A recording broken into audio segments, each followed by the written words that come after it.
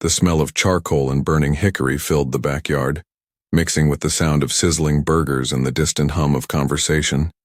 It should have been perfect, a typical Saturday afternoon BBQ with family and neighbors scattered across the lawn, cold drinks in hand, kids running through the sprinkler.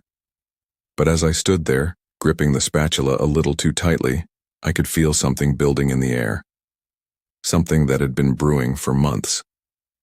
Before we dive into this story, drop a comment below and tell us what state you're watching from. I love connecting with viewers from all across America.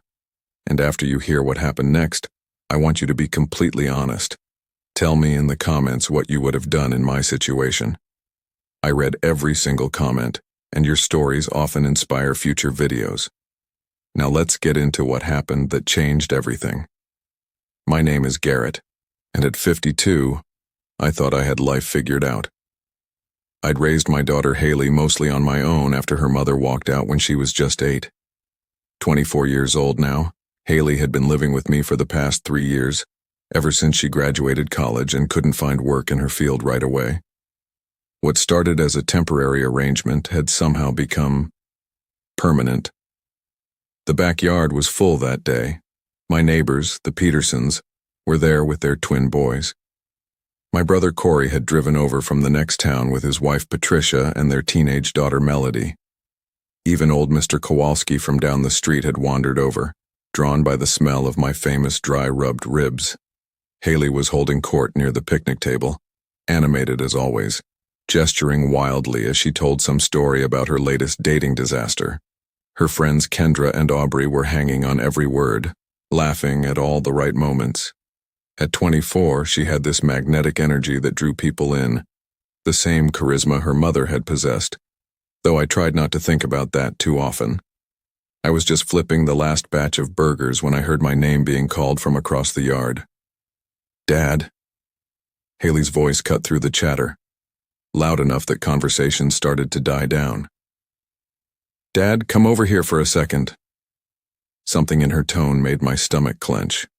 It wasn't the usual, "Dad, where's the ketchup?" or "Dad, the Petersons want your marinade recipe." There was an edge to it, a sharpness that I recognized from her teenage years when she was about to say something she knew would get a reaction. I set down the spatula and walked over, aware that more and more eyes were turning our way. The yard had gotten quieter, that subtle shift that happens when people sense drama coming. "What's up, sweetheart?" I asked, forcing a smile. Haley looked around at her audience, because that's what it was, an audience, and I saw something flicker in her eyes. Something cruel that reminded me painfully of her mother in the weeks before she left. "So, Dad," she began, her voice carrying that fake sweet tone that always preceded trouble, "Kendra and Aubrey were just asking about your living situation. You know, since you're 52 and still living at home with your daughter." The words hit me like a physical blow. Around us I could feel people go still, the kind of uncomfortable silence that happens when someone crosses a line in public. "Haley," I started, but she wasn't done. "I mean, it's kind of embarrassing, right?" She looked around at her friends, who were now staring at their shoes. "Most guys your age have their own place, their own life. But here you are, living in your daughter's house, eating food she buys, using utilities she pays for." She paused for effect, her voice getting louder. "It's like having a really expensive pet that can barbecue." The laughter that followed was sparse and uncomfortable. Kendra made a weak chuckling sound. Aubrey looked mortified. But it was enough. Enough for me to feel the heat rise in my face, enough to see the neighbors exchanging glances, enough to realize that everyone was now seeing me through her lens. A middle-aged man who couldn't take care of himself. My brother Corey cleared his throat loudly. "Haley, that's enough." But she was on a roll now, emboldened by having an audience. "I'm just saying, Dad, maybe it's time you started acting like an adult. You know, got your own apartment, paid your own bills, stopped depending on me for everything." The irony was so thick I could taste it, bitter and metallic like blood in my mouth. Because here's what Haley didn't tell her friends, what she'd somehow rewritten in her own mind over the past 3 years. This wasn't her house. It was mine. The house we were standing in, The one with the wraparound porch and the mature oak trees. The one with the kitchen I'd renovated myself and the deck I'd built with my own hands. I'd bought it 15 years ago with money I'd saved working double shifts at the plant. The mortgage had been paid off for 3 years. When Haley moved back in, I didn't charge her rent. When she couldn't find work for 8 months, I didn't say a word about it. When she finally got a job at the marketing firm downtown, making decent money for the first time in her life, I still didn't ask for a dime. But somehow in her mind, my generosity had transformed into dependency. My house had become hers. My support had become freeloading. I stood there, spatula still in my hand, looking at this young woman I'd raised, this person I'd sacrificed so much for, and I felt something shift inside me. Not just anger, though there was plenty of that, but a kind of clarity that comes when someone shows you exactly who they are. "You're right," I said quietly, my voice barely carrying over the renewed chatter as people tried to pretend they weren't listening. Haley blinked, clearly not expecting agreement. What? "You're absolutely right, Haley. It is time for me to start acting like an adult." I set the spatula down on the nearest table, which means it's time for you to learn what being an adult actually costs. The confusion on her face was almost comical. Around us, the conversation had died again as people sensed something bigger happening. "Dad, what are you talking about?" I pulled my phone out of my pocket, scrolled to my contacts, and hit a number I knew by heart. It rang twice before a familiar voice answered. "Peterson Associates Property Management, this is Linda." "Hi Linda, it's Garrett Mitchell. I need to discuss rental rates for a 2-bedroom house on Maple Street." Haley's eyes went wide. "Dad, what are you doing?" I held up a finger, continuing my conversation. "Right, the one we talked about last month. Is it still available for September 1st? "Perfect. What's the monthly rate again?" I paused, listening. $1,400? That includes utilities? Great, I'll take it. By now, the entire backyard had gone silent. Even the kids by the sprinkler had stopped running around. "Dad," Haley started, but I wasn't finished with my call. "Actually, Linda, let me ask you something else. If I wanted to rent out my current place, what do you think the market rate would be?" Another pause. $2,200? For a 4-bedroom with a 2-car garage? That sounds about right. I hung up and looked at my daughter, whose face had gone from confused to pale to something approaching panicked. "What just happened?" she whispered. "What happened, sweetheart, is that you're absolutely right. I should be paying my own way. So starting September 1st, I'll be renting the Peterson place down on Elm Street. Small, cozy, perfect for one person. But what about this house?" I smiled, and for the first time in hours it was genuine. "Well, since you're so concerned about me learning to be independent, I figured you could take over the mortgage payments, insurance, property taxes, maintenance, utilities, all of it. Think of it as a learning experience." The color drained completely from her face. "Dad, I can't afford—" "Oh, but didn't you just tell everyone how you've been supporting me all this time? Surely that means you can handle the $2,200 a month this place would rent for." Around us, people were starting to murmur. I could see the wheels turning in their heads as they began to realize what had really been happening. Corey stepped forward. "Garrett, maybe we should talk about this." "No need," I said, my voice steady and calm. "Haley's made it clear that she's ready to be a real adult. This is her chance to prove it." Haley's voice came out in a croak. $2,200 a month? Plus utilities, which run about $400 in the summer with the AC. Insurance is another $300 annually. Property taxes are about $5,000 a year, and that's not counting maintenance, repairs, landscaping. I shrugged. "But hey, you've been handling all this already, right? According to what you just told everyone." The silence stretched out, thick and uncomfortable. I could see people exchanging glances, some shocked, others, like my brother, fighting back smirks as they realized what had really been going on. Kendra, who had started all this by asking about living arrangements, looked like she wanted to disappear into the ground. Aubrey was staring at Haley with an expression I couldn't quite read. Dad? I didn't mean... Haley started. Oh, but you did mean it, I said, my voice still calm but carrying an edge now. You meant every word. You meant to embarrass me in front of our friends and neighbors. You meant to make me look like some kind of deadbeat who can't take care of himself. I paused. So let's make it official. I pulled out my phone again, this time opening my notes app. Let's see, if you're taking over this house, you'll need to transfer the utilities to your name. That's electric, gas, water, trash pickup, cable, and internet. The mortgage is paid off, thankfully, so you won't have to worry about that. But the insurance needs to be transferred and the property tax bill comes quarterly. Haley was shaking her head, tears starting to form in her eyes. Dad, stop. This isn't what I meant. No? Then what exactly did you mean when you called me an expensive pet? When you told everyone I was living off you? The tears spilled over now. I was just joking around. I didn't think... You didn't think about how it would feel to have your own child humiliate you in public? You didn't think about how it looked to make your father seem like a burden in front of people who've known him for years? Mrs. Peterson, who had been quietly listening from near the grill, spoke up softly. Garrett, honey, we all know you've been taking care of that girl since she was little. Yeah, added Mr. Kowalski, his gravelly voice carrying across the yard. Anyone with eyes could see who was supporting who. But I wasn't done. The hurt was too deep and the humiliation too fresh. You know what, Haley? I've been thinking about this all wrong. You're right that I need to start acting like an adult. Real adults don't let their children walk all over them. Real adults don't enable spoiled behavior. Real adults teach their kids that actions have consequences.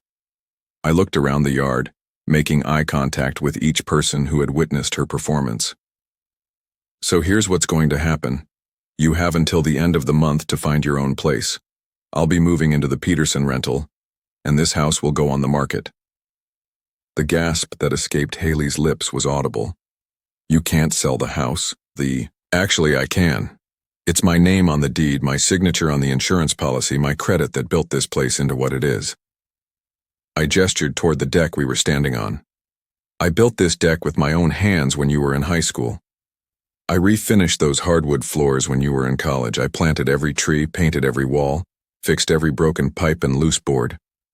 My voice was rising now, 3 years of suppressed frustration finally finding its outlet. I worked double shifts for 15 years to pay off this mortgage.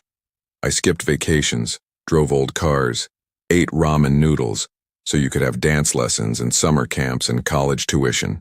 And you want to stand here in front of all these people and call me a pet? The backyard was so quiet I could hear the neighbor's dog barking 2 streets over. Haley was crying openly now. Daddy, please, I'm sorry. I didn't mean it like that. But the daddy that used to melt my heart just sounded manipulative now. You're 24 years old, Haley. You have a college degree and a good job. It's time you learned what the real world costs. I pulled up my calculator app. Let's see, $2,200 for rent, $400 for utilities, $300 for groceries if you're careful, insurance for your car, gas, cell phone bill, clothing, entertainment. I looked up. You're looking at about $3,000 a month minimum to live the lifestyle you've gotten used to. Her job at the marketing firm paid $45,000 a year. After taxes, she was bringing home maybe $3,000 a month. The math was simple and brutal. I can't afford that, she whispered. Then I suggest you start looking for a roommate, or a smaller place, or a second job. I shrugged. You know, adult things. Corey stepped closer, his voice low. Garrett, come on, man, she's your daughter. Yes, she is. And because she's my daughter, I'm going to teach her something her mother never learned, that you don't bite the hand that feeds you. The mention of her mother made Haley flinch. It was a low blow and I knew it, but I was past caring about fighting fair. Your mother had the same attitude, I continued, the words coming out harder than I intended. Everything was about what I could do for her, what I owed her, how I was holding her back. She never saw the sacrifices, never appreciated the work, never acknowledged that maybe, just maybe, she was the one being supported, instead of the other way around. "That's enough," Patricia said sharply, Corey's wife stepping into the conversation for the first time. "Garrett, you're angry, and you have every right to be, but don't say things you can't take back." She was right, of course, but the dam had burst, and 24 years of single parenthood, 3 years of being taken for granted, and the fresh humiliation of being called a pet in front of half the neighborhood had all converged into this moment.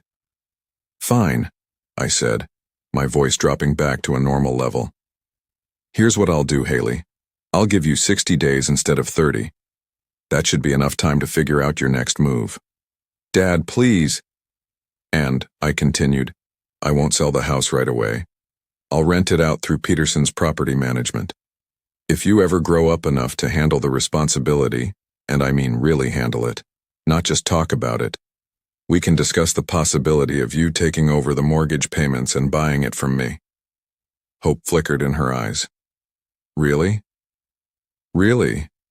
But that would mean taking on a mortgage payment of about $1,800 a month, plus everything else I mentioned. And it would mean proving that you can handle those responsibilities for at least a year without my help." The hope faded as quickly as it had appeared. She knew her own finances well enough to understand that she was nowhere near ready for that kind of commitment. "I don't understand how this happened," she said, more to herself than to anyone else. "I'll tell you how it happened," said Mrs. Peterson, her voice gentle but firm. "It happened because you got comfortable. You got so comfortable that you forgot where the comfort was coming from." Mr. Kowalski nodded. "Same thing happened with my nephew. Lived with his parents until he was 30, then had the nerve to complain that they were cramping his style." "What did they do?" Haley asked quietly. "Same thing Garrett's doing. Cut him loose. Best thing that ever happened to the boy. He's got his own place now, pays his own bills, treats his parents with respect." The old man chuckled. "Funny how paying for your own electricity makes you remember to turn off the lights."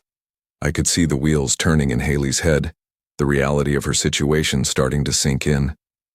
Around us, the BBQ was slowly resuming, people drifting back to their conversations but with a subdued energy. The burgers were getting cold on the grill. "Dad," Haley said, her voice small, "what if I can't do it? What if I can't afford to live on my own?" For a moment, my heart softened. She sounded like the little girl who used to crawl into my bed during thunderstorms, scared and seeking comfort. But then I remembered the look in her eyes when she called me a pet, the laughter of her friends, the humiliation that was still burning in my chest. "Then you'll figure it out," I said. "The same way I figured out how to raise a child on my own when I was 28 and your mother decided she needed to find herself. The same way I figured out how to work overtime to pay for your braces and your prom dress and your college textbooks. The same way millions of adults figure it out every single day. But what if I fail? Then you'll learn from failing. And maybe, just maybe, you'll develop some appreciation for what it actually takes to maintain the lifestyle you've been enjoying." Aubrey, who had been silent through most of this exchange, finally spoke up. "Haley, maybe this is a good thing. I mean, you've been talking about wanting more independence." Kendra shot her a look. "Aubrey?" "No, she's right," Haley said, wiping her eyes. "I have been talking about that. I guess I thought it would happen gradually, with help." "Help and being completely supported are two different things," I said. "Help is co-signing a lease or lending money for a deposit. What you've been getting is full financial support while taking credit for being independent." The truth of that statement hung in the air. I could see it registering on the faces of everyone who had witnessed the earlier exchange, the realization of just how backwards Haley's accusations had been. "So what happens now?" she asked. "Now? Now you start looking for an apartment. You start figuring out a budget. You start learning what groceries cost and how to meal plan and why people get excited about finding a good deal on laundry detergent." I managed a small smile. "You start becoming the adult you told everyone you already were." The gathering broke up earlier than usual that night. People made their excuses. Early church the next morning, long drives home, forgotten commitments. But before they left, several of them made a point of stopping by to speak with me quietly. "You did the right thing," Mrs. Peterson murmured as she helped collect empty plates. "That girl needed a reality check." Corey was less supportive. "Jesus, Garrett, you really scorched the earth there." "Did I? Or did I finally stop enabling behavior that was getting worse every month?" He considered that. "Maybe both." After everyone left, Haley and I found ourselves alone in the backyard, surrounded by the detritus of the party, empty bottles, crumpled napkins, the lingering smell of charcoal and burnt meat. "I really hurt you, didn't I?" she said softly. "Yeah, you did. I didn't realize. I mean, I knew you paid for stuff, but I guess I convinced myself that we were like roommates or something." "Roommates pay half the rent, Haley. Roommates split the grocery bill. Roommates don't get to live for free while calling the person supporting them a pet." She flinched at that. "I know. I was trying to be funny, and it came out all wrong." "No, it came out exactly like you meant it. You were showing off for your friends, and I was the punchline." We sat in silence for a while, listening to the crickets and the distant sound of traffic on the main road. "Are you really going to make me move out?" she asked finally. "Yes." "And sell the house?" "I'm going to rent it out. Whether I eventually sell it depends on a lot of things." "Like what?" "Like whether you actually learn from this, like whether you develop some respect for what it takes to maintain a life. Like whether you ever acknowledge that maybe, just maybe, you owe me an apology that goes deeper than, 'I was trying to be funny.'" She was quiet for a long time. When she spoke again, her voice was barely above a whisper. "I'm sorry, Dad. Not just for tonight, but for taking advantage of you, for taking you for granted, for making you feel unappreciated in your own home." It was a start. Not enough to change my mind, but a start. "I know you are, sweetheart.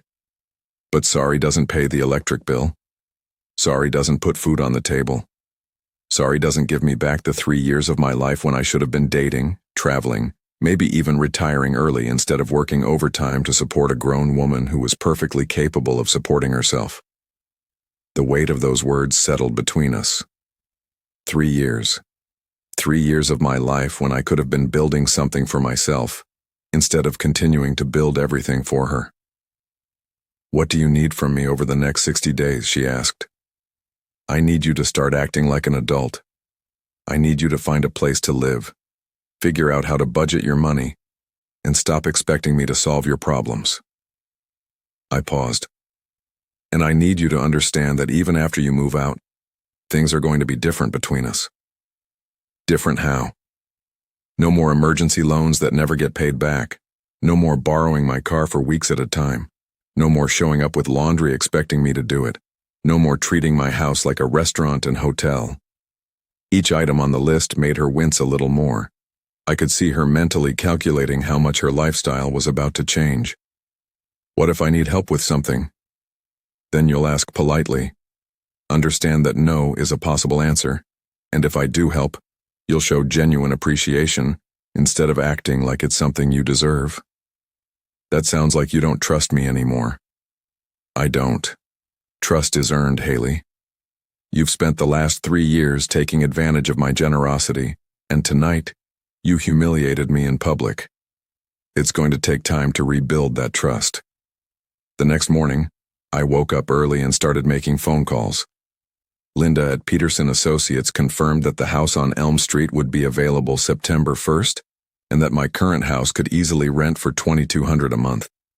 I called the utility companies to get information about transferring services. I even called a moving company to get quotes for packing and hauling my belongings. By the time Haley woke up around 10, I had a stack of paperwork on the kitchen table and a yellow legal pad covered with notes. "You're really serious about this," she said, pouring herself coffee from the pot I'd made hours earlier. "Dead serious." She sat down across from me, still in her pajamas, looking younger than her 24 years. Where do I even start? I slid a printed sheet across the table. I made you a budget worksheet. Your take-home pay is about $3,000 a month. I've listed the basic expenses you'll need to cover. She picked up the paper and started reading. I watched her face change as the numbers sank in. $800 for rent? For a one-bedroom? That's if you get a roommate in a two-bedroom. If you want to live alone, you're looking at $1,200 minimum for anything decent. Her finger moved down the list. $200 for car insurance? Mine's only $80. Because you're on my policy. On your own, with your driving record, you're looking at closer to $250. My driving record isn't that bad. You had 2 speeding tickets last year and a fender bender the year before, plus you're under 25. Insurance companies don't care if it wasn't your fault. She kept reading, her expression growing more dismayed with each line item.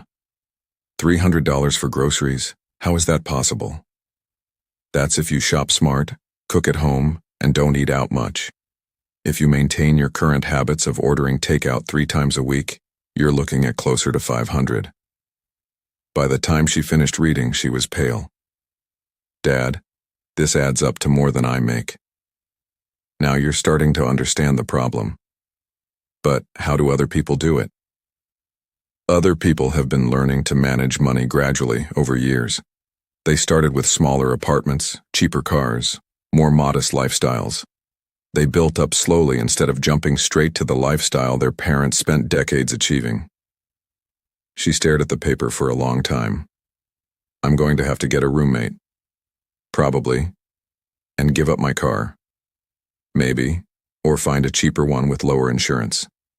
And stop eating out. Definitely. And shop at thrift stores. Welcome to how most people in their 20s live. She looked up at me, and for the first time, I saw something like understanding in her eyes. Is this how you lived when you were my age? Worse. I was supporting a child on top of everything else. How did you do it? I worked 2 jobs for the first few years. Lived in a 1-bedroom apartment where you slept in the living room. Bought groceries at the discount store and cooked everything from scratch. Drove a 15-year-old car that broke down constantly. I smiled at the memory.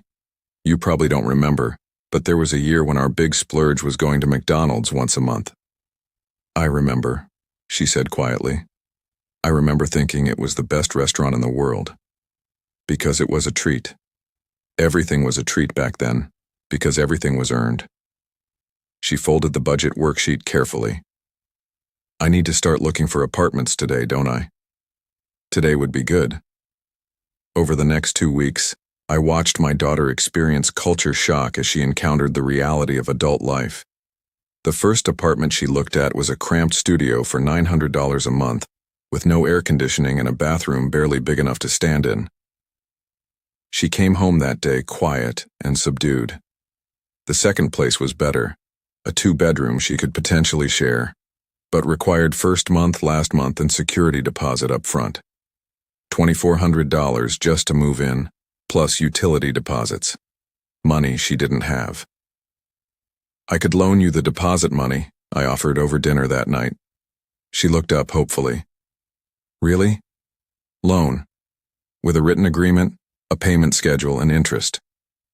The hope faded. How much interest? 5% annually, same rate I'd get from a CD at the bank. Dad, that's like real loan terms. It's a real loan, Haley. If you want family charity, you should have thought about that before you called me a pet in front of the neighbors. She signed the loan agreement. Finding a roommate proved to be its own adventure. The first girl who responded to her Craigslist ad turned out to be looking for someone to split a 1-bedroom apartment. The second wanted to share a place with 3 other girls and 2 cats. The third seemed perfect until Haley discovered she was looking for someone to cover her half of the rent while she traveled Europe for 6 months. This is impossible, she complained after a particularly frustrating day of apartment hunting. Everyone wants references and proof of income and credit checks. How is anyone supposed to rent their first place? Very carefully, and with a lot of patience, I said. Most people start with smaller places, or older places, or places that aren't in the best neighborhoods. But those places are scary. Some of them. Others are just less nice than what you're used to. Eventually, she found a situation that worked. A 2-bedroom apartment with a girl named Devon who was a nurse at the local hospital. The place was older, with outdated appliances and carpet that had seen better days, but it was clean and safe and exactly within her budget if she was careful. The day she signed the lease, she came home excited for the first time in weeks. "Devon seems really cool," she said, flopping down on the couch. "She's 26, she's got her life together, and she cooks. She said she could teach me to make real meals instead of just heating up frozen dinners." "That sounds great, sweetheart. And the apartment has a washer and dryer in the basement, so I won't have to come here every week to do laundry." I almost smiled at that casual acknowledgement of one more way she'd been taking advantage of my resources. "When do you move in?" "September 15th. I need to buy furniture, though, like everything. Devon has the living room covered, but I need bedroom stuff, kitchen supplies, bathroom things." She pulled out her phone and started scrolling through notes. I made a list of everything I need, and it's kind of overwhelming. "Let me see." She handed me the phone. The list was indeed overwhelming. Bed, dresser, desk, chair, sheets, towels, dishes, pots and pans, cleaning supplies, shower curtain, hangers, and about 50 other items she'd never had to think about because they'd always just been provided. "You're going to need to prioritize," I said. "Buy the essentials first, then add other stuff gradually as you can afford it." "What counts as essential?" "Somewhere to sleep, something to eat on, basic hygiene supplies. Everything else is luxury."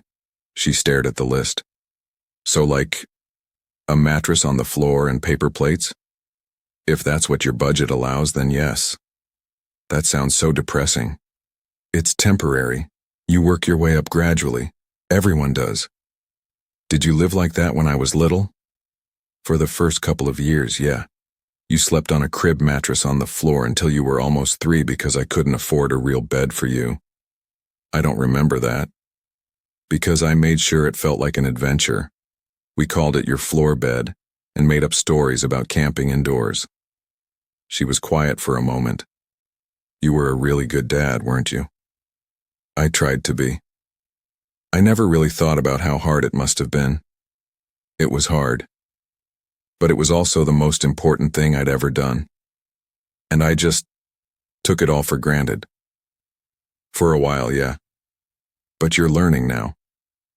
The week before her move, something unexpected happened. Haley started asking questions. Real questions about money, budgeting, adult life. Not complaining or asking for handouts, but genuinely trying to understand how things worked. "Dad, how do you know when you're spending too much on groceries? When you run out of money before you run out of month. But seriously, you track everything for a few weeks, see what you actually spend versus what you budgeted, then adjust either your spending or your expectations. What if I budget $50 a week but I'm spending $70? Then either you find a way to spend less or you find the extra $20 somewhere else in your budget." "Like where?" "Entertainment, eating out, clothes shopping, subscription services you don't really need. There's always something that can be cut if you're honest about wants versus needs." She started carrying a small notebook, writing down every purchase. She downloaded budgeting apps and spent hours watching YouTube videos about meal planning and thrift shopping. She even asked me to show her how to do basic maintenance on her car. "I never realized you change your own oil," she said, watching me work under the hood of her Honda. "Saves about $30 every time, and it only takes 20 minutes once you know what you're doing. Could you teach me?" "Sure." We spent that afternoon going through basic car maintenance, checking fluids, changing air filters, rotating tires, simple stuff that could save her hundreds of dollars a year in mechanic bills. "This isn't so hard," she said, wiping grease off her hands. "Most adult skills aren't hard once you learn them. The hard part is taking the time to learn instead of just paying someone else to do it." "Is that why you do so much stuff yourself? Like fixing things around the house and cooking and all that?" "Partly, but also because I like being self-sufficient. It feels good to solve your own problems." Moving day arrived with a thunderstorm. Haley had hired a couple of guys with a truck to move her bedroom furniture and the few other items she'd accumulated over the years. It wasn't much. A bedroom set I'd bought her for her 18th birthday, a desk from college, boxes of clothes and books and random possessions. I helped load the truck, getting soaked in the process. As we carried the last box down the front steps, I realized this was really happening. My daughter was moving out, not just changing bedrooms or going away to school, but genuinely leaving home for the first time. "You going to be okay?" I asked as we stood in the driveway, both of us dripping wet. "I think so." She looked back at the house, then at me. "Are we going to be okay? I mean, you and me?" "Eventually, if you want us to be." "I do want that." She hesitated. "I know I have a lot to make up for." "Focus on taking care of yourself first. The rest will work itself out." She hugged me then, a real hug that felt like the one she used to give me when she was little, and genuinely grateful for something I'd done. "Thank you, Dad. For everything. And I'm sorry it took me so long to say that and actually mean it." I watched her drive away in her Honda, following the moving truck toward her new life. The house felt strange that night. Too quiet, too empty, but also somehow lighter.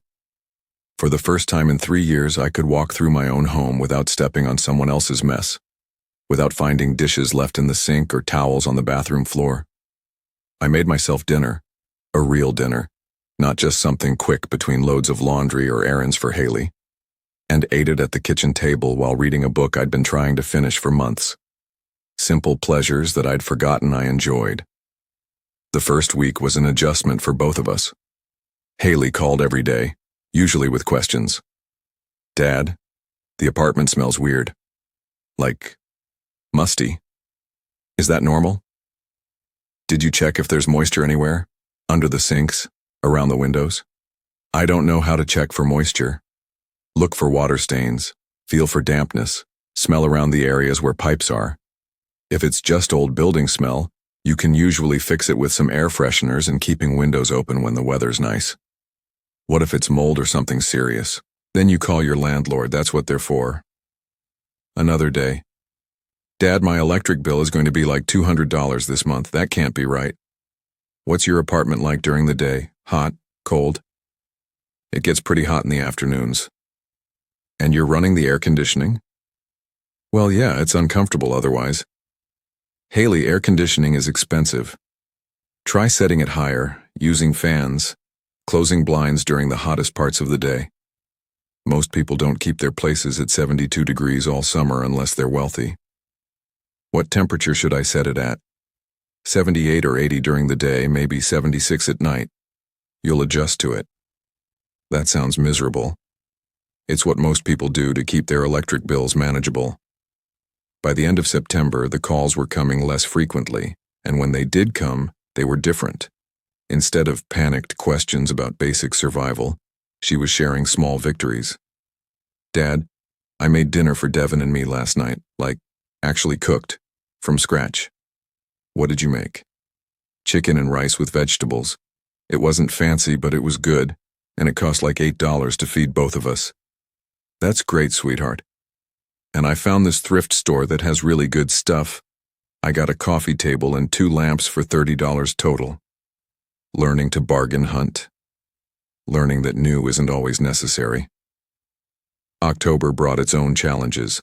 Haley's car needed new brakes, a $400 expense she hadn't budgeted for. She called me in tears.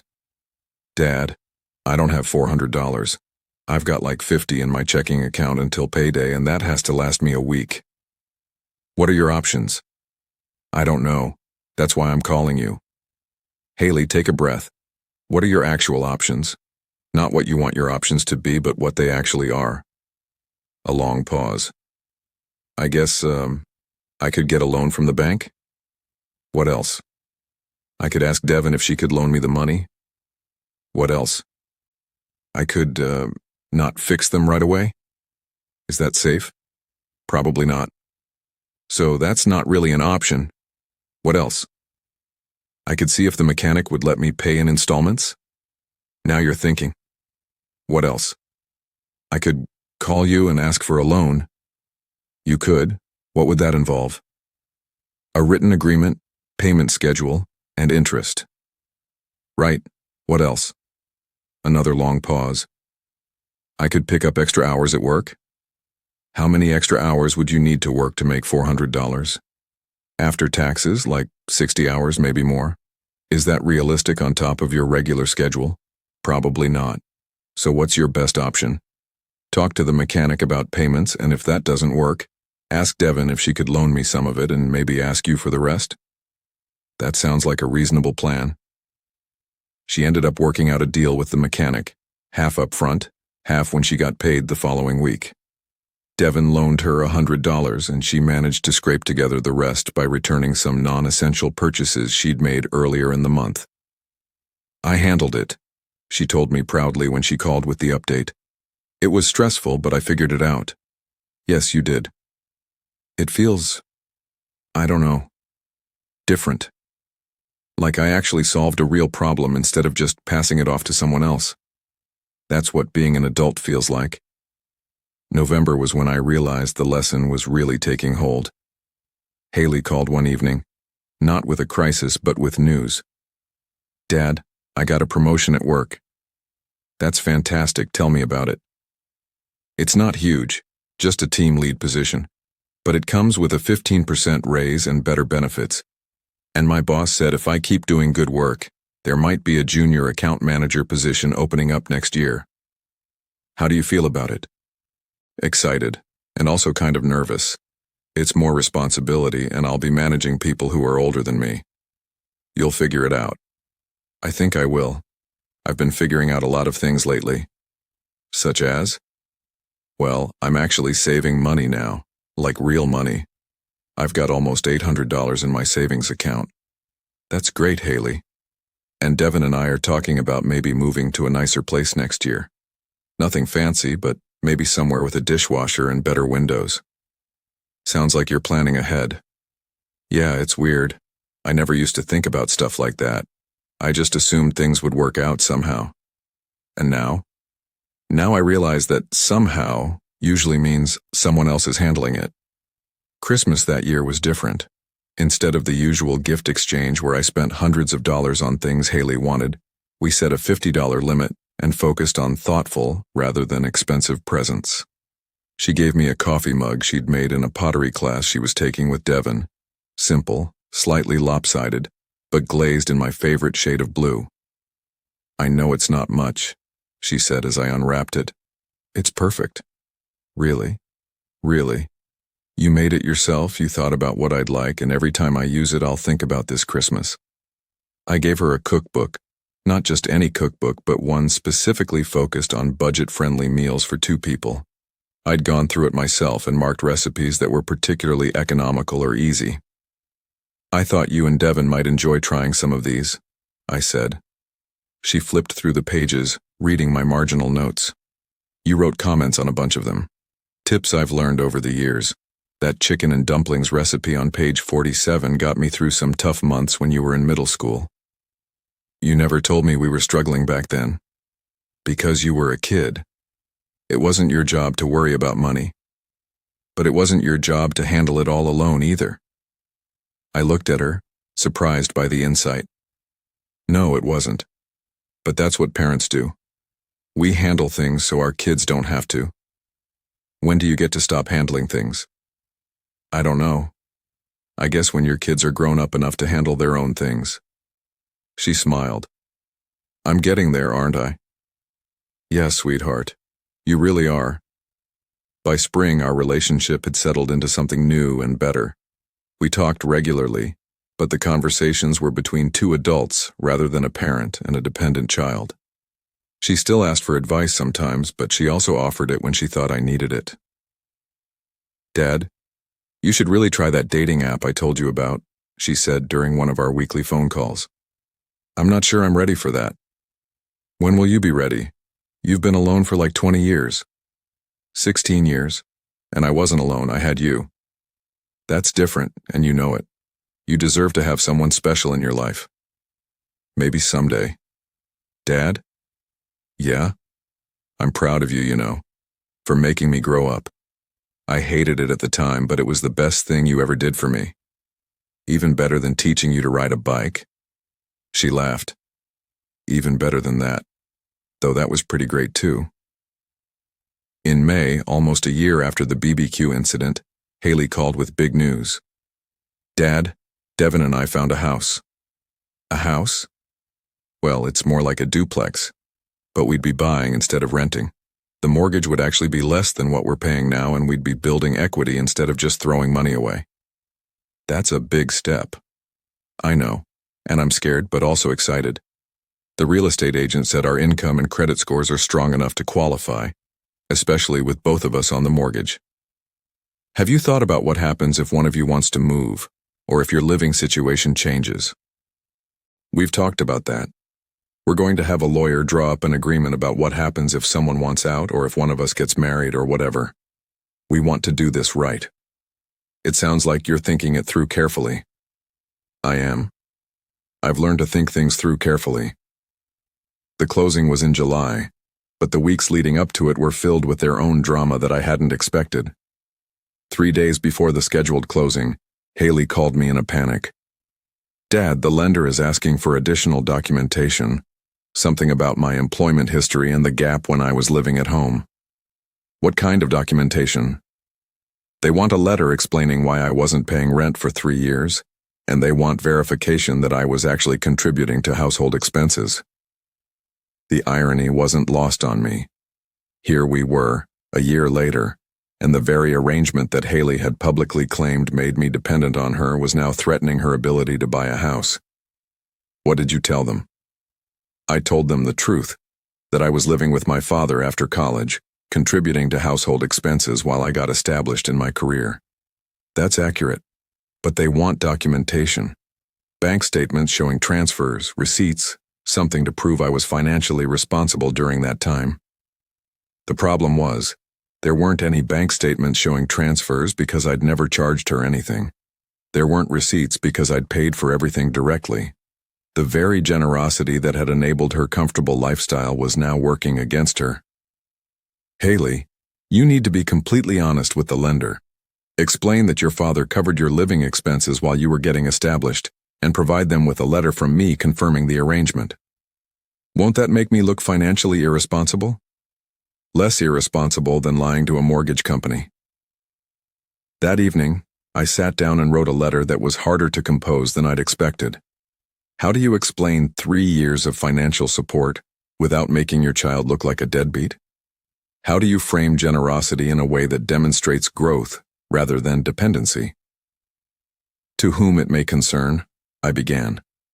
"My daughter, Haley Mitchell, resided in my home from June 2020 to September 2023 following her college graduation. During this period, I provided housing and living expenses while she established her career and built her savings.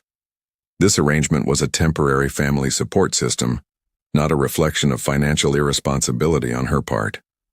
Since moving out, Haley has demonstrated excellent financial management, maintaining steady employment and meeting all her obligations independently.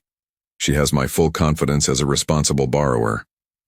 It was true, every word of it, but writing it forced me to confront how much I'd actually spent supporting her lifestyle. 3 years of groceries, utilities, insurance, entertainment, emergency expenses. It probably added up to more than the down payment she was now making on her house. The letter worked, and the closing proceeded as scheduled. But the experience had shaken Haley more than she initially let on.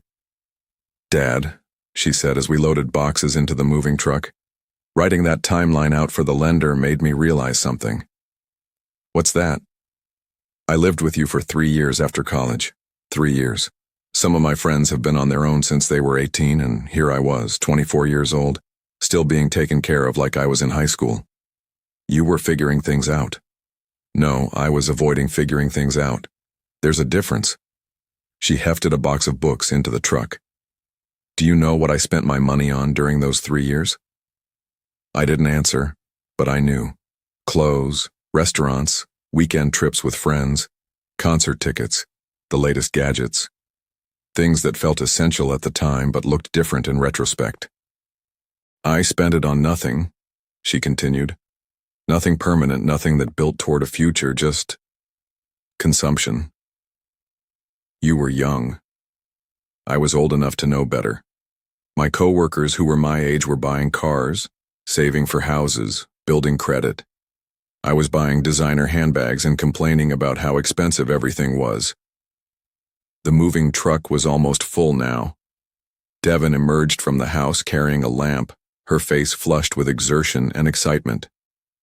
Last load, she announced. After this, we're officially homeowners. Haley smiled, but I could see she was still processing our conversation. Devon, can I ask you something? Sure. How long did you live with your parents after college? Devon laughed. About 6 months. Long enough to save for a deposit on my first apartment and get tired of my mom asking when I was going to give her grandchildren. Just 6 months? Yeah, why? I lived with my dad for 3 years. Devon shrugged. Different families, different situations. My parents charged me rent from day one. Not much, but enough to make me want my own place pretty quickly. I saw Haley process that information. The idea that some parents charge their adult children rent, that some families had different expectations about independence, that her situation hadn't been normal or universal. Did you resent paying rent? Haley asked. At first, yeah. But looking back, it was good for me. It made me budget, made me think about money, made me want to earn enough to have more choices. After the truck was loaded and Devon had gone ahead to the new place, Haley and I stood in the driveway of her old apartment building. I need to tell you something, she said. Okay. The night of the BBQ, when I called you a pet in front of everyone, I knew it was wrong when I said it. I could see it on your face, and I knew I'd crossed a line. Then why did you say it? She was quiet for a long moment, staring at the building where she'd spent her first year of independence. Because I was embarrassed. About what? About still needing you so much. Kendra and Aubrey were talking about their parents and how their dads were always asking them for computer help or wanting them to explain social media. They were talking about their parents like they were these older people who needed guidance. And I realized that I was still the child in our relationship. I wasn't helping you with anything. You were still helping me with everything. So when they asked about living arrangements, I panicked and flipped the script. It was perhaps the most honest thing she'd ever said to me, and it explained so much about that night. I made you the dependent one because I couldn't face being seen as the dependent one, she continued. Even though that's exactly what I was. Haley. No, let me finish. I've been thinking about this for months. I treated you terribly because I was ashamed of myself, and it was easier to make you the problem than to face my own immaturity. I reached out and squeezed her shoulder. We all make mistakes when we're growing up. Dad, I was 24. I wasn't a child. No, but you were still learning to be an adult. There's a difference. Is there? Because most 24-year-olds don't humiliate their parents in public because they're insecure about their living situation. She was right, of course. But standing there in the afternoon sun, watching my daughter take ownership of her past behavior in a way she never had before, I felt something shift between us again. I helped them move. Really helped this time, not just supervised. The duplex was small, but solid, with good bones and a lot of potential. Haley had saved enough for a down payment, closing costs, and even a small emergency fund. But what impressed me most was how she approached the whole process. She'd researched neighborhoods, compared mortgage rates, budgeted for repairs and maintenance. She'd even opened a separate savings account specifically for home expenses. The furnace is probably going to need replacing in the next few years, she told me as we walked through the basement. The inspector said it's not urgent, but it's something to plan for. Devon and I are going to start setting aside $50 a month so we'll have the money when we need it. That's smart planning. I learned it from watching you. You always had money set aside for car repairs, medical bills, house maintenance. I never understood why you didn't just deal with problems when they came up. Because dealing with problems when they come up is a lot more expensive than preparing for them in advance. Right. I get that now. That evening, After all the boxes were moved and Devin had ordered pizza for everyone who'd helped, I found myself sitting in their backyard with a beer, watching Haley and Devin discuss their plans for a garden. "We're thinking vegetables over here," Haley was saying, gesturing toward a sunny corner of the yard. "Tomatoes, peppers, maybe some herbs, and Devin wants to try growing her own lettuce." "My mom always said store-bought lettuce tastes like water," Devin added. "Homegrown stuff has actual flavor. Plus it's cheaper," Haley said. "I looked it up, and we could save maybe $20 a month on produce if we grow our own basics." It was such a small thing, but it represented such a huge change in mindset. The old Haley would never have thought about growing vegetables to save money. The old Haley would have ordered takeout salads and complained about the cost. "You two seem to have this figured out," I said. "We're learning," Devin replied. "Haley's been teaching me about budgeting, and I've been teaching her about cooking. It's a good partnership." "Haley's teaching you about budgeting?" "She's gotten really good at it. She tracks every expense, plans meals around sales, even negotiated a better rate on our car insurance." I looked at my daughter with surprise. "You negotiated with the insurance company?" Haley grinned. "Called 5 different companies, compared rates, then called our current one and asked if they could match the best offer. Saved us $40 a month." "I'm impressed. I figured if I was going to be paying for it myself, I might as well pay as little as possible." As the sun set and the conversation moved from practical matters to more personal topics, I found myself thinking about how much had changed. A year ago, Haley had seen me as an obstacle to her independence. Now she was actively seeking my advice, but as an equal rather than a dependent. "Dad," she said as Devin went inside to get more drinks, "can I ask you something kind of personal?" "Sure. Do you ever regret not dating when I was growing up? I mean, you were young when Mom left. You could have remarried, had more kids, built a different kind of life." It was a question I'd asked myself many times over the years, but never one she'd asked directly. "Sometimes I wonder what might have been different," I said carefully. "But I don't regret the choices I made. You needed stability after your mother left, and dating would have complicated that. But you gave up a lot for me." "I gave up some things. I gained others." "Like what?" "Like really knowing my daughter. Like being there for every important moment in your life. Like having a relationship with you that's based on actually spending time together, not just providing financial support from a distance." She was quiet for a moment. "Do you think that's why I had such a hard time growing up? Because you made everything too easy for me?" "Maybe partly, but also because I was learning as I went. I'd never raised a kid before, and I probably overcorrected in some areas." "What do you mean?" "I mean your mother was so neglectful that I swung too far in the other direction. Instead of teaching you to be self-sufficient, I tried to anticipate your needs before you even knew you had them." "Like how?" "I thought about all the times I'd solved problems for her before she even knew they existed. Registering for classes, making doctor's appointments, handling paperwork, managing her finances. Like the way I handled your college applications. Instead of helping you research schools and fill out forms, I basically did it for you. You learned that if you waited long enough, someone else would handle the difficult stuff. I never thought about it like that. Neither did I at the time.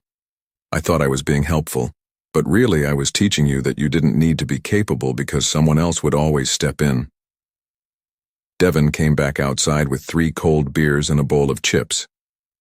"What are you two talking about so seriously?" "Ancient history," Haley said.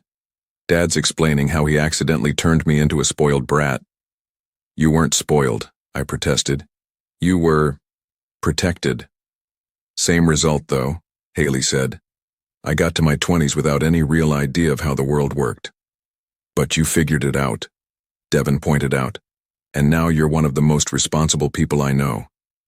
"Because Dad forced me to figure it out." "Because I stopped preventing you from figuring it out," I corrected. "There's a difference."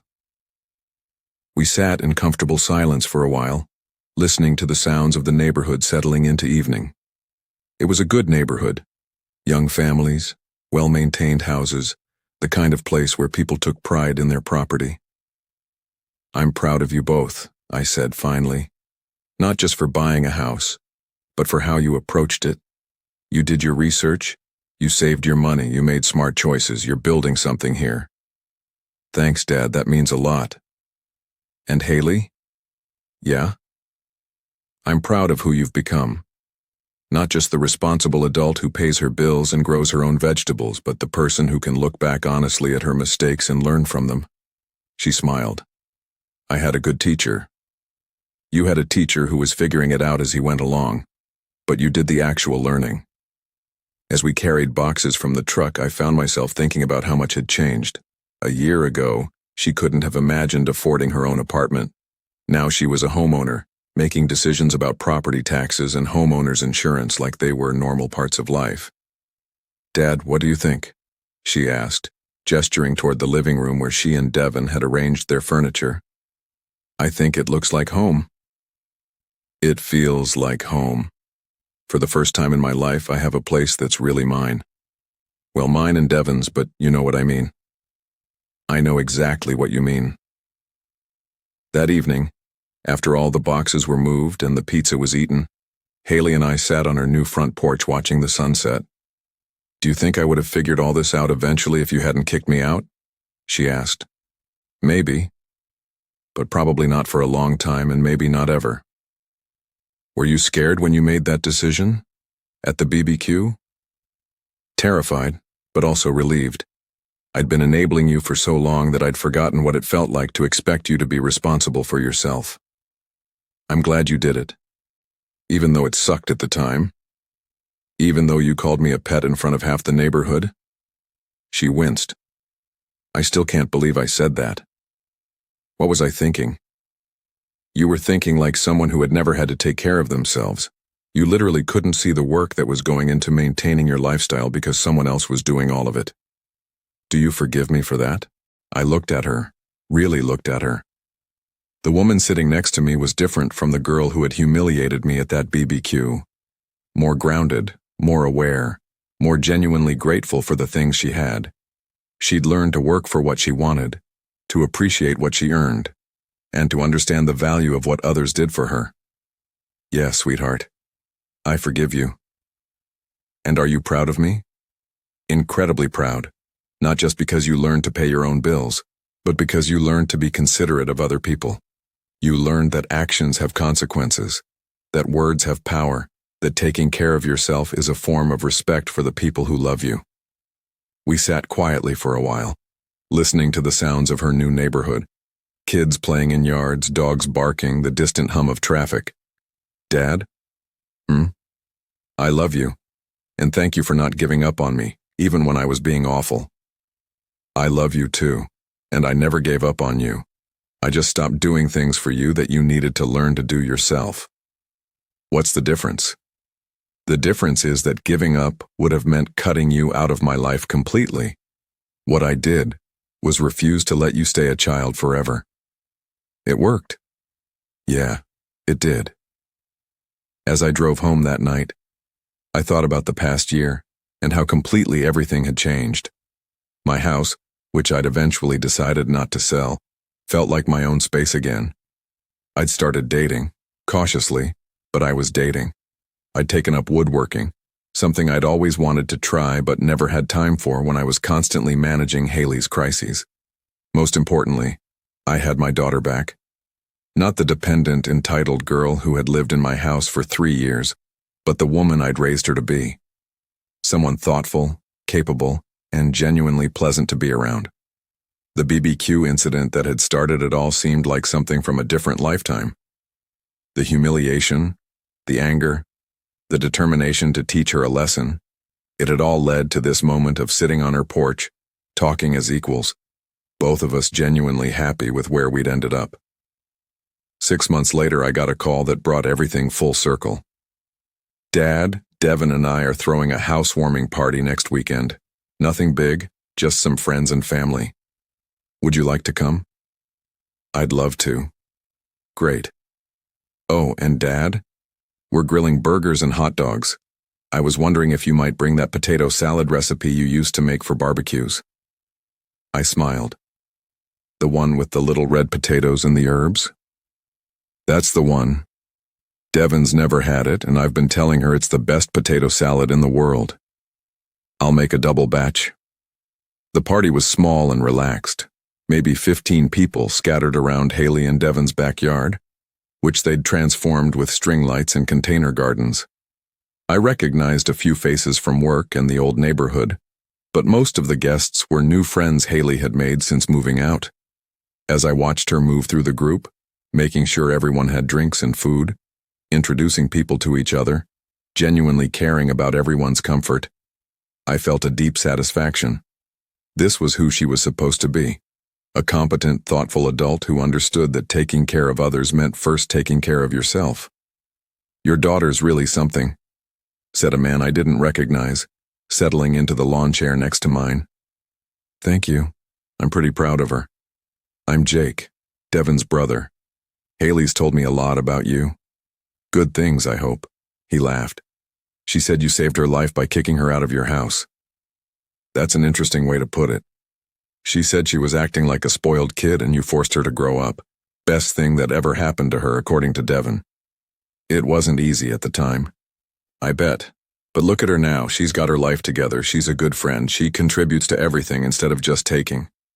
Devon says she's the best roommate she's ever had." As if summoned by our conversation, Haley appeared with a plate of food. "Dad, you haven't eaten anything. Try Devon's corn salad. It's amazing." "Thanks, sweetheart." She started to move on, then turned back. "And Dad, thank you for coming. It means a lot to have you here. Wouldn't miss it." As the evening wound down and people started to leave, I found myself helping with cleanup. Not because I had to, but because it felt natural. Haley and Devon had created something here, and I was honored to be part of it. "Dad, you don't have to help with that," Haley said as I started stacking chairs. "I know. I want to. Still, you're a guest. I'm family. There's a difference." She smiled. "Yeah, there is." As I drove home that night, I thought about how the story had come full circle. We'd started with a barbecue where I felt disrespected and taken for granted, and ended with another barbecue where I felt appreciated and valued. The difference wasn't in the setting or the food or even the people present. It was in the relationships. Haley had learned to be grateful. I had learned to set boundaries, and together we'd figured out how to love each other as adults, rather than as a parent and dependent child. It had taken a year, some tough conversations, and a lot of growing up on both sides. But looking back, I knew it was the best decision I'd ever made. Sometimes the most loving thing you can do is refuse to enable someone's worst impulses. Sometimes the greatest gift you can give someone is the chance to discover their own strength. Sometimes you have to be willing to let someone fail in order to watch them succeed.